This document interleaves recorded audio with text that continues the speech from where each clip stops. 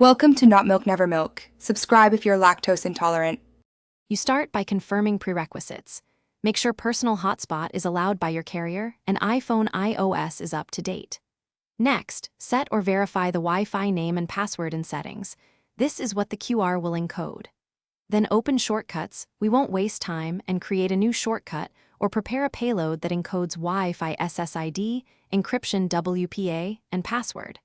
Once done, you'll be ready to generate the QR image. Now assemble the QR content precisely. Use the format Wi-Fi, T, WPA, S, your SSID, P, your password, and escape semicolons if used in your password. Use shortcuts to run a script that converts that string into a PNG or SVG QR image at high resolution, or use an on-device QR generator action. Save to photos or files.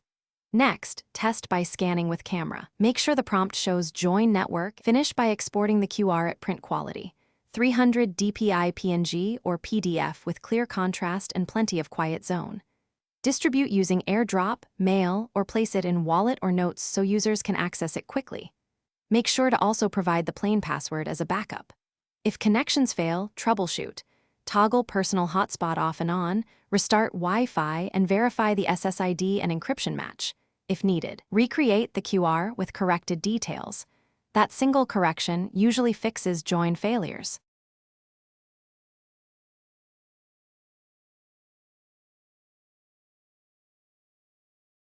Thanks for watching. If this was helpful, leave a like and consider subscribing. See you next time.